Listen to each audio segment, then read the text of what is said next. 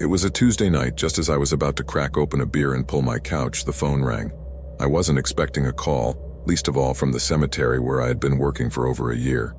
If I'm honest with you, that job wasn't my favorite, but it paid decently and it was the best I got. Plus, I didn't have a bad schedule, so well, I took it and eventually grew to like it. Anyway, on the other side was my boss with a voice that sounded rushed. "Fernando had an accident on his way to the cemetery. He's in the hospital. I need you to cover his shift tonight." The only caretakers were Fernando and me, him at night and me on the day shift, so there weren't many alternatives. So even though I was furious, I ended up accepting, cursing under my breath because I really hate the night shift. Who likes to work at that time in a cemetery? I reluctantly got dressed quickly and left for the cemetery. The weather was freezing, as it had been all weekend. Monday was my day off and now I had to go to work anyway. The worst part was that my boss didn't even offer me another day off for compensation. I remember arriving at the cemetery. Everything was quiet as usual. I checked the security checkpoint, picked up the flashlight and radio, and began my shift. I walked along the paths surrounded by weathered graves that looked even more somber at night. It was funny how people could be afraid of such a quiet place. I don't blame them. At first I felt afraid too, but after a while it became rather monotonous. It wasn't the first time I was on duty at night. In fact, before Fernando was hired, I covered that shift for almost 15 days, but it was never my favorite. The nights were very boring and this was no exception. After a couple of hours, the routine started to make me sleepy. Everything was so peaceful and predictable that I almost wished something would happen. But when something finally did, I realized that boredom was much better. As I was making my rounds around the perimeter, I saw something odd in a little visited area that caught my attention. It was a reddish glow in the distance. At first I thought it was some teenagers doing something crazy like setting a fire or performing a ritual. This happened more times than you could imagine, but usually just by shining the flashlight on them, they would run away. But as I got closer, I realized that this was much more serious. It was a group of hooded people standing around a campfire, and they didn't look like teenagers. The group was quite large, but what I saw next simply chilled my blood. These people were digging up a corpse, and they were moving with eerie precision, as if they were doing it all the time. At that moment, I realized I was in danger, but just the same, with trembling hands, I pulled out my cell phone and started recording the scene. My heartbeat was loud in my ears as I sent the video to my boss, not thinking too much about what I was doing. Panic set in as I recorded the scene. I knew I couldn't just stand there and watch what they were doing. I needed to find a safe place and call the police, so I carefully ran towards the security booth. But as I was about to enter, something stopped me in my tracks. Two of those hooded guys were going through my stuff, moving calmly, but they looked confused. At that moment, I realized they weren't expecting to find my belongings. They were realizing they weren't alone in the cemetery. Suddenly, I felt a shiver run through me from head to toe and realized that I couldn't turn back, because those guys were looking for me. So I decided to escape through the back door, a little-known access that almost no one used. It was my only way out. I ran with my heart racing, keeping in the shadows and praying that they wouldn't see me. But when I got to the back door, I saw that it was guarded by two other hooded men, on the lookout for any movement. I looked everywhere for a possible escape, but there didn't seem to be many options. So I hid behind an empty sarcophagus nearby, trying to control my breathing. Adrenaline was hitting me hard and I could barely think. Suddenly, a flashlight moved in my direction, illuminating my hiding place and leaving me completely exposed. The hooded men had found me.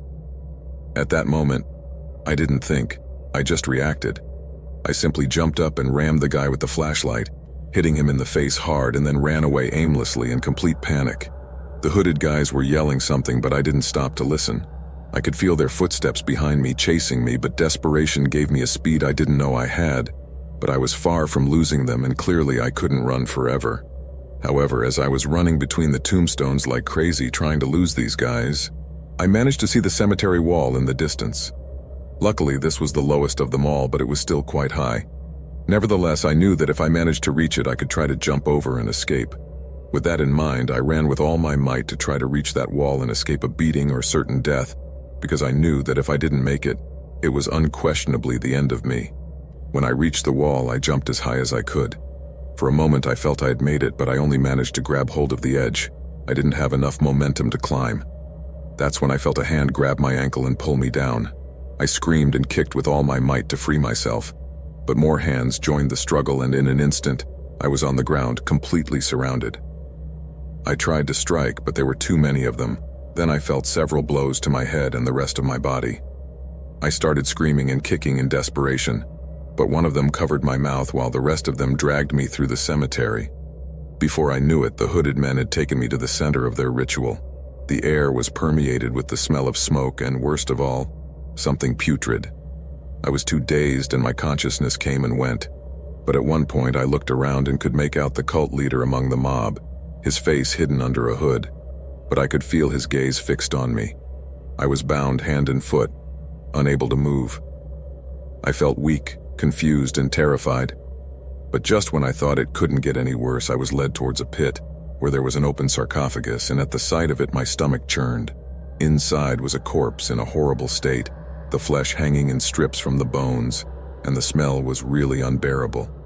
But before I could do anything, I was pushed into the sarcophagus next to the half-rotten body, and I almost vomited instantly. I felt his cold, clammy skin against mine, which gave me the chills, and when I tried to scream, they put duct tape over my mouth. I had to bite my stomach not to vomit, as I knew that if I did, I would end up choking on my own vomit. But the stench was overwhelming. However, I knew it could be worse because, thanks to the fact that the sarcophagus had been open for a while, the concentrated smell had dissipated a bit, as well as the toxic gases released by the body as it decomposed. That was the only thing that saved me from vomiting and suffocating that night. At that moment, I thought I was finished. I tried to escape, but in vain. Without giving me a chance, these guys closed the sarcophagus, and I could hear how they started pouring dirt over it. The darkness enveloped me completely, and all I could do was try to scream and cry in despair and panic, while they buried me alive next to a corpse. Time passed, and the space became smaller and smaller, understanding that soon I would run out of air and die there. I don't know how much time passed, but the silence was absolute. Only my gasping breaths and the sobs I could not contain could be heard. The only thing I could think of was my family and how worried they would be to know that I had disappeared. And the worst thing is that they would surely never find me. Who could guess that I had been buried alive in the same cemetery where I worked? Just imagining my mother's anguish, looking for me everywhere without knowing if I was dead or alive, broke my heart. It was worse than knowing that I was about to die in a horrible way. The air in the sarcophagus was thick and impregnated with the stench of the corpse next to me. Despair consumed me, and each passing second brought me closer to madness. Suddenly, the sound of the earth falling stopped, and the voices outside died away completely, leaving an overwhelming silence. I banged my head on the lid, screaming for help, even though I knew no one would hear me, least of all with my screams muffled by the duct tape over my mouth. At that moment, desperation took me to the limit, and I began to shake myself, hitting the lid with all my strength with my head, until I simply couldn't take it anymore and collapsed exhausted and crying out in helpless screams, in complete darkness, and beginning to feel dizzy from lack of oxygen. But just as I was beginning to resign myself and accept my cruel fate, I began to hear noises again. I could hear voices, although I didn't understand what they were saying. I also began to hear what sounded like shovels shoveling earth. I thought I was beginning to hallucinate from lack of oxygen until I saw the lid of the sarcophagus begin to lift. Suddenly, the light from the flashlights dazzled me and the cool air hit my face. As I saw the faces of the policeman and my boss in front of me, I felt my soul descend into my body. I don't think I have ever felt so happy and grateful in my life. The relief I felt was so great, I almost fainted. It turned out that my boss had called the police as soon as he saw my message, and to my good fortune, they arrived just in time to rescue me. Fortunately, the hooded men didn't get to fill the whole pit because they fled when they heard the sirens. And thanks to that, they were able to hear me scream and hit the sarcophagus, which led them right to where they had buried me. After untying me and removing the tape from my lips, the policeman rushed me to the hospital. Part of me still thought it was all a dream, that I was still with the corpse and that I was going crazy. But eventually I understood that it was all over. After a lot of questioning and interrogation by the police, Fernando, the guy whose shift I covered, confessed the whole truth. He was the leader of the cult and led his buddies into the cemetery during their shifts for satanic worship. It was all planned for that night. His accident was just a hoax, so they would send me to cover for him and use me as an offering. He also confessed that the sect had as a rule to make sacrifices without blood. They had as a dogma that man was of the earth, and to the earth he should return. That's why they buried their victims alive. But most chilling of all, Fernando revealed that the corpse next to which I was buried was the victim of another of their twisted sacrifices. But it was not the only one. There were at least 8 more people who had been buried alive in the cemetery. I felt a knot in my stomach when I heard that. I couldn't help but feel deeply sorry for those poor innocents and for their families, who were surely still living with the uncertainty of knowing what happened to their loved ones and why they disappeared without a trace. Fortunately, after Fernando's confession, the police managed to dismantle the sect and were also able to exhume the bodies of the victims of their rituals, identify them and deliver them to their families so that they could have a dignified funeral. This experience marked my life forever. That same day, I quit my job as a cemetery caretaker, and to this day, whenever I pass by one, I can't help but relive the nightmare of that night.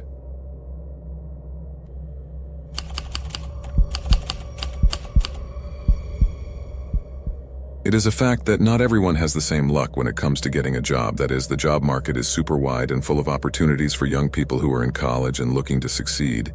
But for me, at 50-something, the story is different.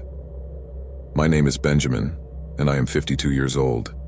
And before you get the wrong idea, this is not a complaint about how hard it has been to find a job. In fact, I want to tell you how the job I got with a lot of effort, and that I thought would open new doors for me, is probably the last one I will ever have. I never had the opportunity to go to school formally, and throughout my life I worked mostly freelance as a small businessman in a small town in Georgia. However, in recent years, after facing a tough illness, my small business went down the drain and all my savings were spent on medical treatment. Fortunately, I managed to recover, but I no longer had my livelihood and I am the main breadwinner for my family, so I had no choice but to go out and look for a job. In each interview, I was surprised. Some people told me that they would call me after seeing other candidates, but I could tell from their looks that the decision was made, and it was a no for me. Others were more direct and told me that I was too old, even to be a cashier in a supermarket. It was one series of failures after another, but just when I was losing hope, an opportunity came my way, and I didn't hesitate to take it right away. I started working the same day, and the truth is that it was quite simple. I would be in charge of taking care of a soccer field at night. The team was not famous, so the stadium was quite modest.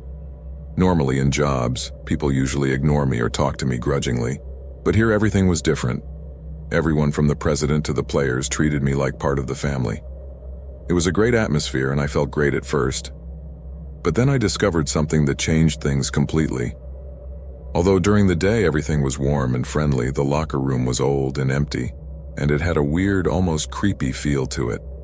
The truth is that I wasn't exactly a superstitious man or anything like that. I was just an adult, and therefore, I wasn't going to let myself get carried away by silly fears. However, the players used to share ghost stories all the time and always warned me to be careful at night, but I knew they were just pulling my leg. My first few nights on the court were pretty quiet. In fact, I almost fell asleep a couple of times because there wasn't much to do. But eventually I got into a routine, even bringing a book to read after I cleaned up. I want to be honest. I did hear a lot of noises in the locker room and in the facility in general, but nothing that could scare me away. It's normal that there is always some sound in a place like that. Getting scared by each one would mean that I should dedicate myself to do something else, and it's not like I had many options, so I had to learn to deal with those things as best as possible, and without letting them affect me. As I said, I'm an older man, and I know how to keep control. Besides, the important thing for work purposes was that there were no people lurking or mice around. That night I spent it in silence, trying not to let anything interrupt my tranquility. But I had no idea that this calmness was going to make me let my guard down, and now I was about to face something that would endanger my own life. I had barely started my shift and had just finished cleaning the players' locker room. At that moment I was walking out to attack a hallway when I heard a noise that caught my attention. It was coming from the locker room and it was so loud I couldn't ignore it. I knew it wasn't the noise of an animal, it sounded like someone was breaking something. Confused, I took out my cell phone and went back to the locker room, recording as much as I could. But without realizing it, during the recording, a terrifying shadow rushed past the wall. I didn't see it at the time, but I felt that the atmosphere in the locker room had completely changed in those 3 minutes I had been out. Although visually everything was still the same, there was a kind of presence that made me shiver. It was as if the place had been filled with a strange cold, a kind of icy blast that wasn't coming from the wind. I got goosebumps, and not precisely because of the cold, but because I felt the unsettling certainty that I was no longer alone, even though I was. Before I could do anything, my cell phone went dead. The battery had suddenly died, which was illogical because I had just looked at the icon and it had over 80% charge. This was too strange, but it was about to get worse. Suddenly, the door to one of the lockers opened, and without any explanation, it slammed shut again, as if someone had thrown it with a lot of force, making a loud noise. At that moment, a wave of panic came over me, so I ran out of the locker room as if the devil was chasing me. But suddenly, when I was halfway there, I ran out of breath and collapsed to the floor with a horrible feeling in my chest. It was as if my lungs were about to burst and an oppressive pain settled in my chest. I struggled with all my might to get up, but to no avail. My body was unresponsive. Suddenly, there in front of me, a man appeared. He was a local soccer player, although I had no idea why he was dressed to play at that hour. As I sat up as best I could, I realized that there was something very wrong with him. His skin was whiter than normal, an unnatural grayish white. His eyes were glassy and his body was bruised. The instant our gazes met, the guy started crying, but they weren't normal tears, they were tears of blood cascading down his face. I didn't know who the hell the guy was, but one thing was for sure. He was not human. I was paralyzed and on the verge of having a heart attack, literally speaking.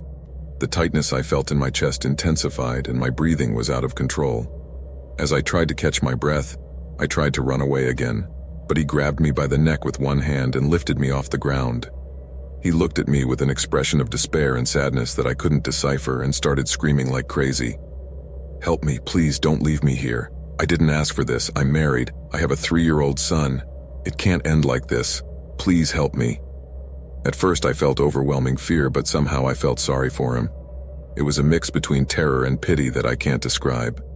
Between his sobs, he made it clear to me that he was really scared. "Listen, man, I have a family too. I don't know who you are, but please don't hurt me." He started shaking his head just as desperately and then told me, "I just want to see my own. You don't understand the things that are happening to me. I can't go back. I just want another chance to hug my family." There was a lot of fear in his voice, but I could tell it wasn't fear of dying, but of leaving his own, something I identified with so much. Her presence felt so real that it made me doubt. Every fiber of my being told me that I was in danger, and although his gaze was intense and frightening, I felt that there was no evil in him. Suddenly he let go of me and screamed for help again, but this time he wasn't looking at me. He was looking behind me. Then the temperature in the place dropped even more, and although the light was on, the room was darkening rapidly. Without thinking, I looked behind me, and what I saw froze my heart. There was a bunch of shadows moving swiftly, approaching where we were. "They're here! Please don't let them take me!" he shouted. Within seconds, the shadows surrounded the room, and heedless of my existence, they lunged at the frightened man. These cold shadows began to envelop him as he screamed louder, desperate and panicked. He almost dropped to the ground and began to writhe as if on fire, but an instant later, something invisible began to drag him away, and in the blink of an eye, I saw him no more. I couldn't believe what I had just witnessed. My only reaction was to stay on the ground, curled up like a child, crying and praying that this was all just a bad nightmare.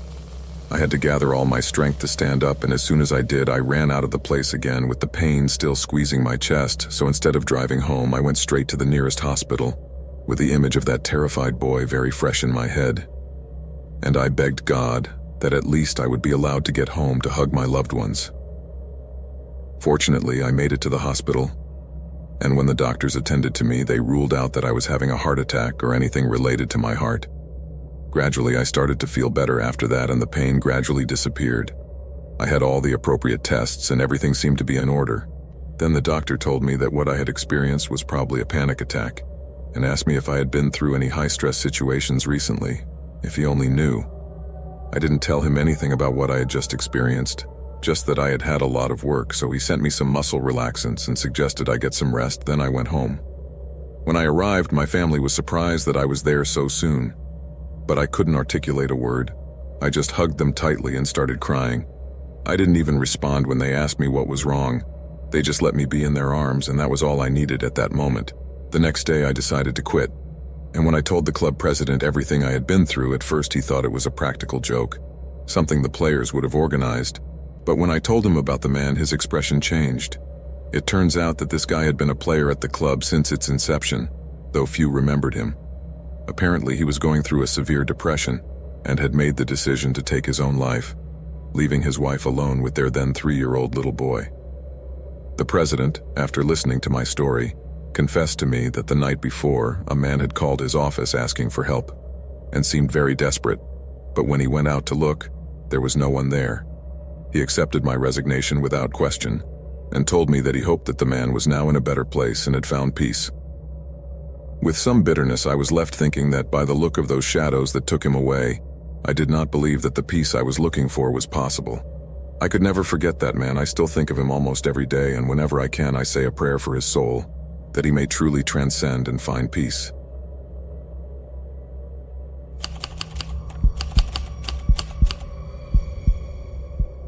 I used to work as a caregiver in a home for the elderly.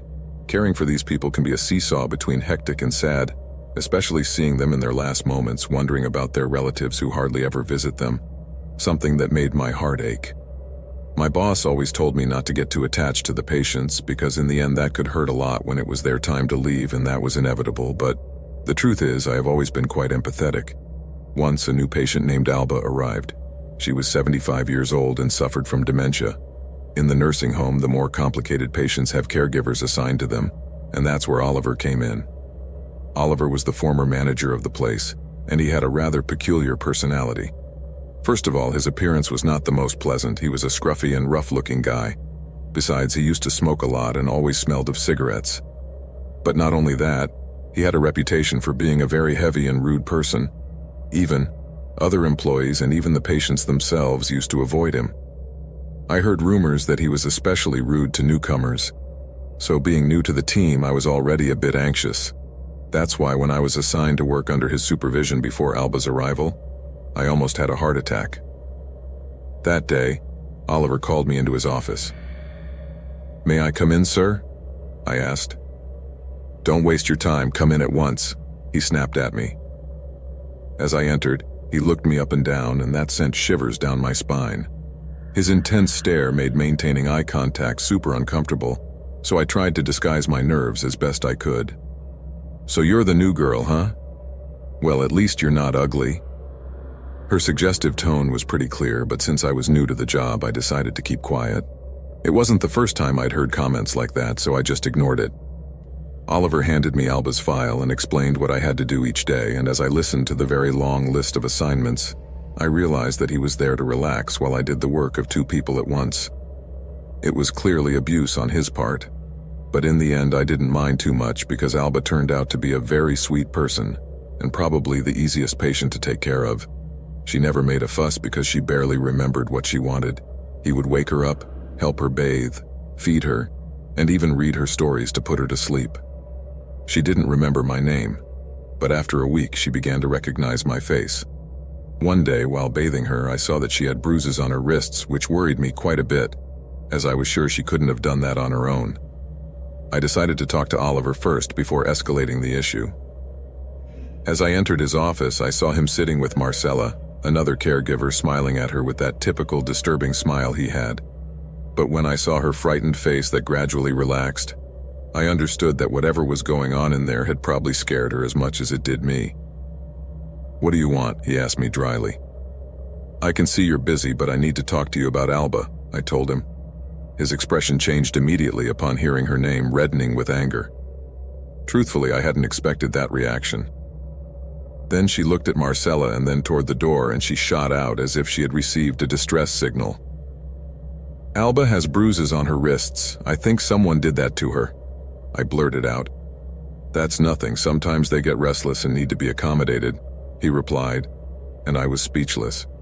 "And what do you mean by accommodate them? Do we go on with our work then?" "Yes, exactly," he answered me defensively. I left Oliver's office with a lot of doubts plaguing me. Clearly he was behind the bruises on Alba. Was he the one who gave them to her? That night, I decided to stay hidden for a while and watch what Oliver was doing in the dark. I saw him approach Alba's room, so I followed him silently. The door was slightly open, which allowed me to look in easily. From the room, I could hear faint cries from Alba. "No, please leave me alone." The poor thing was lying on the bed, and Oliver was shaking her too hard with a sinister smile on his face. At that moment, I understood that this guy was a real psychopath, and it really disgusted me what he was doing. Suddenly, he came out of there and went to the bathroom. I couldn't see clearly what he was doing, but at once he came back out with a cleaning rag and started wiping it over Alba's face while laughing like a madman. "Get it straight, old lady. It's what you deserve," he said as he ran the rag over her face and told her he had used it to clean the toilet. My stomach turned when I heard that. I didn't know if it was true or not, but what kind of human being is he, and why hadn't anyone reported him? Could it be that they had never seen him do this? Carefully, I took out my phone and started recording. I wanted Alba to know I was there, but I also needed proof to make sure Oliver was kicked out of that place. A person like him couldn't be in anyone's care. Prison is where he belonged. He was taunting Alba while she kept begging him to leave her alone. I wanted to intervene, but I had to gather evidence, otherwise it would just be his word against mine, and I was the new one, so I had everything to lose. Suddenly, Alba threw a box of tissues at her, proving that despite her age, she hadn't forgotten how to defend herself. "Oh, so you're a fighter, huh? Let me show you a thing or two," Oliver told her, grabbing her wrists and starting to twist them violently. "Stop, please, it hurts," cried Alba. Tears welled up in my eyes as I saw what she was doing. My desire was to jump up and give that monster his comeuppance, but I knew filming was crucial. Otherwise, no one would believe me. After getting enough footage, I ran to the supervisor. I showed him the video and his face turned to disbelief. Immediately, he called Oliver into his office and then contacted the police. At first, Oliver denied everything as expected, but when he saw the video, his face paled. Alba's family was informed, and they made sure Oliver faced the consequences of his actions. I will never forget the look in his eyes when the cops arrested him. He seemed determined to ruin my life, and honestly, I still feel such intense hatred for him that my blood boils just remembering it.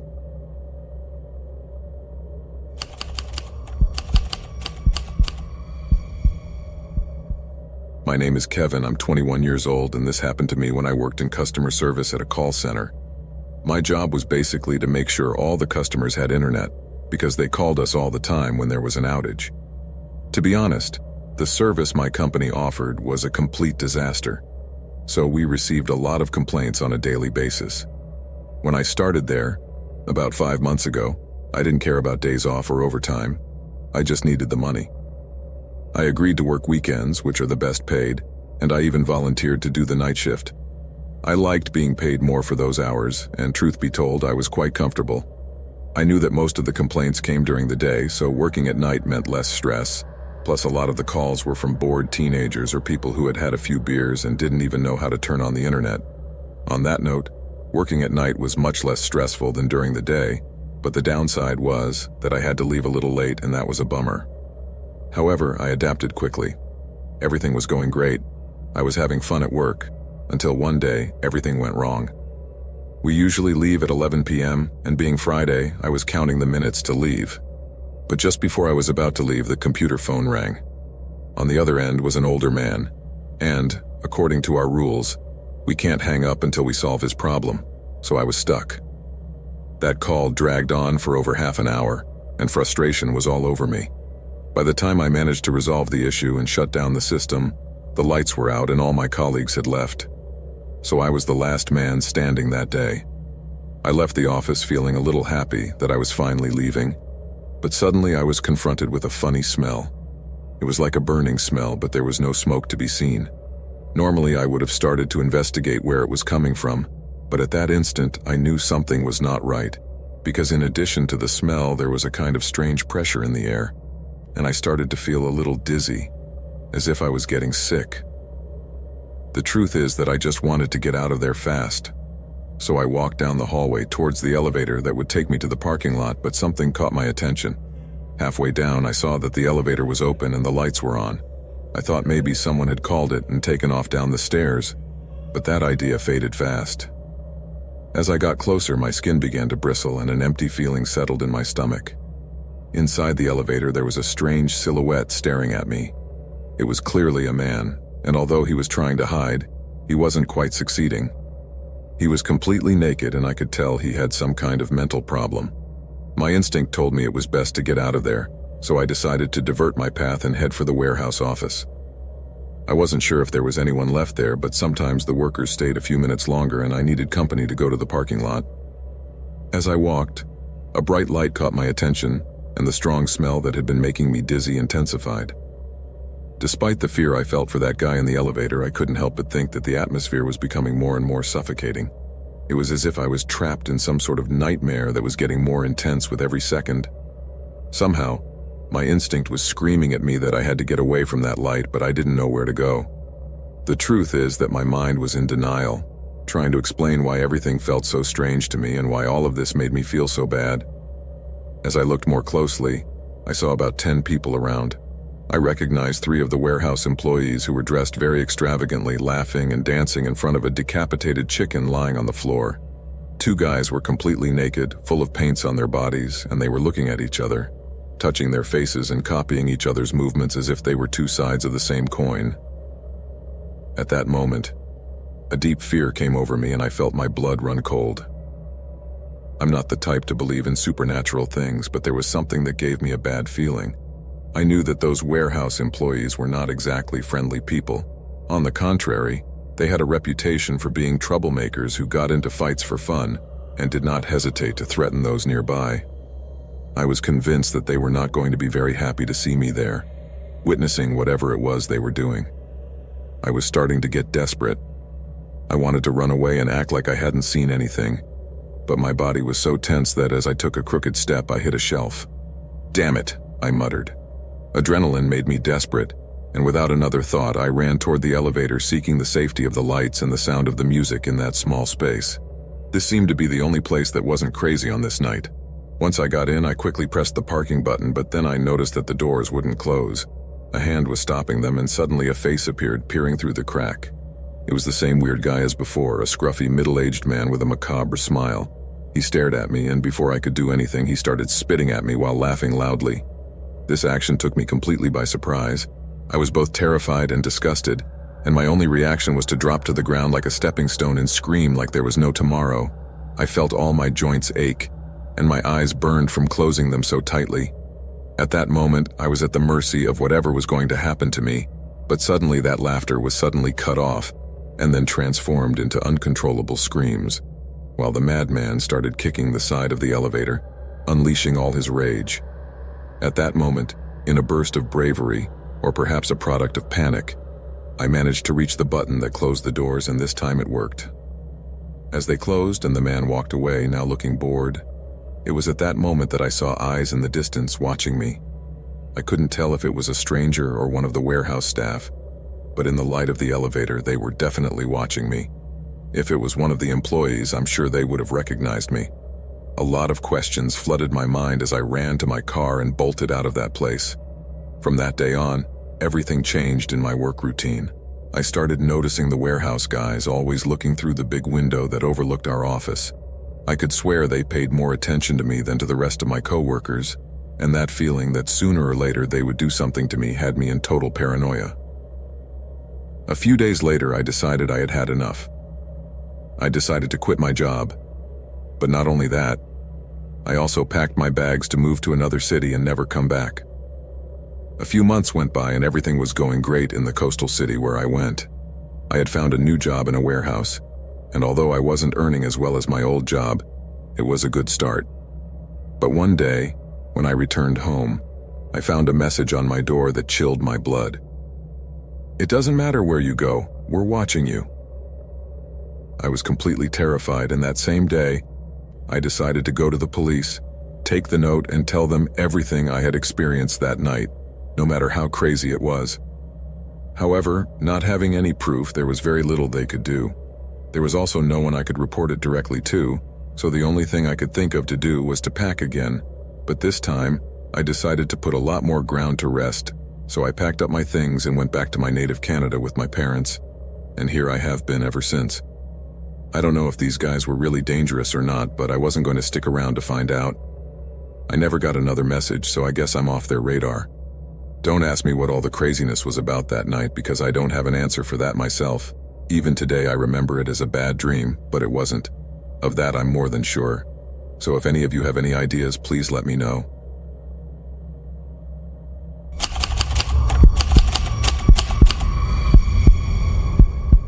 When I was offered that job, I thought it would be a piece of cake. Taking care of a supermarket in a quiet neighborhood of the city at night didn't seem complicated, and the truth is that I had been out of work for months, so I didn't even think about it. I couldn't refuse the offer, especially because my economic situation wasn't great. And although the salary wasn't much, it was better than nothing. The owner of the supermarket, let's say he wasn't the nicest guy, but he still treated me decently, and that was enough for me. He commented that it was hard to get people for that shift, so I guess that's why he hired me. Although, let's be honest, the reason behind it was a bit weird. I mean, the fact that they had to guard a supermarket at those hours. However, as I learned shortly before I started from some guys in human resources, this place was different. Here, there were reports of things disappearing or moving on their own.